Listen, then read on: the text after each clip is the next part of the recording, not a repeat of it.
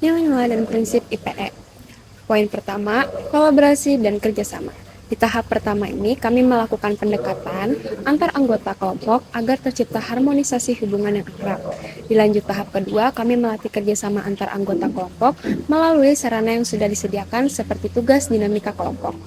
Dilanjut tahap ketiga, setelah kami sukses membentuk hubungan positif internal, hubungan baik antar keluarga mitra akan lebih mudah dibentuk. Poin kedua, komunikasi terbuka. Komunikasi adalah kunci dari hubungan antar individu. Dengan mengupayakan komunikasi terbuka dua arah, segala permasalahan akan kami diskusikan secara transparan dan tidak mengorbankan salah satu pihak. Dan poin C, salam hormat dan toleransi. Dilandasi latar belakang masing-masing dari kami yang beragam. Kami menjunjung tinggi toleransi dan saling menghormati, tidak hanya dalam aspek kultural, tetapi juga dalam aspek kerjasama kelompok seperti saling menghargai dan menerima pendapat tanpa merendahkan satu sama lain. Poin yang selanjutnya adalah kesetaraan dan inklusivitas. Jadi setiap anggota kelompok dari kami memiliki hak dan kewajiban yang sama, baik dalam berkontribusi, mengutarakan pendapat, maupun keaktifan dalam masing-masing anggota dari kami. Poin yang terakhir adalah akuntabilitas. Jadi setiap anggota kelompok dari kami memiliki tanggung jawab dan bertanggung jawab atas pembagian peran dan pembagian tugas yang selanjutnya akan dilakukan dalam proyek dan tugas, dan kami juga tidak menutup mata dari evaluasi serta kejujuran. Baik, kemudian strategi kami untuk membina komunikasi dengan keluarga mitra. Tahap pertama, kami akan menyesuaikan diri dengan latar belakang, kebiasaan, dan budaya yang dimiliki oleh masing-masing keluarga mitra. Tahap kedua, setelah kami mengetahui kebiasaan yang dimiliki oleh keluarga mitra, kami jadi tahu bagaimana cara kami berinteraksi dengan keluarga mitra dengan tetap menjunjung rasa hormat dan saling menghargai. Kemudian kami akan mendengarkan keluhan dan kebutuhan dari keluarga mitra. Kemudian tahap ketiga, kami akan berkomunikasi dengan keluarga mitra menggunakan bahasa yang dipahami oleh keluarga mitra. Dan kami tidak akan menggunakan istilah-istilah medis yang sulit dipahami oleh orang-orang awam.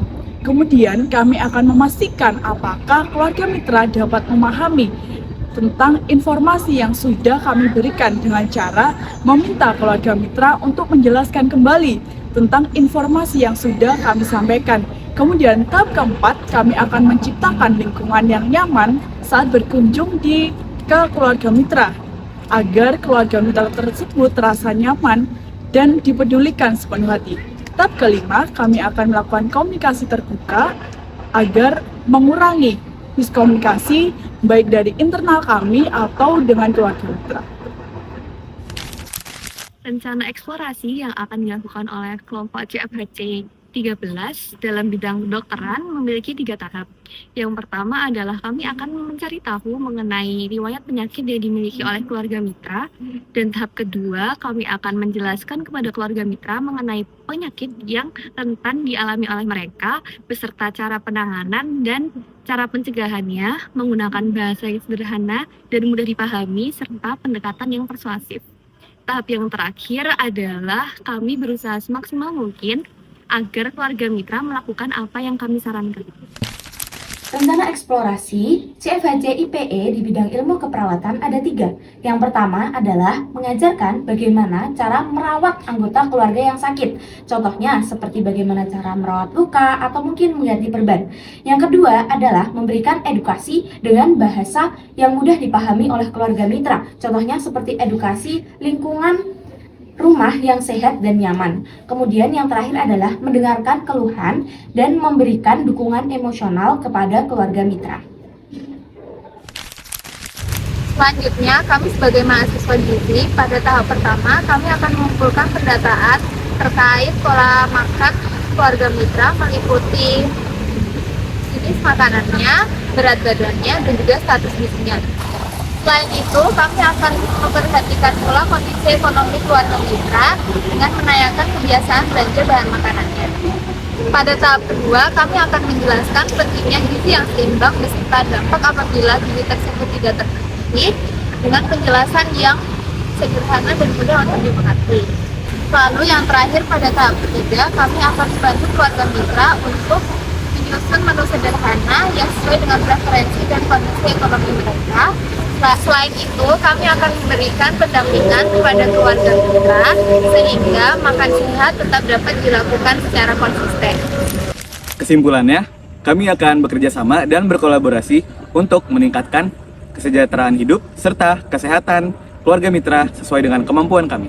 Kami akan memaksimalkan segala upaya untuk menjalin hubungan baik antar anggota kelompok kami maupun hubungan baik kami dengan keluarga mitra. Awal yang baik akan mendatangkan hasil yang baik pula.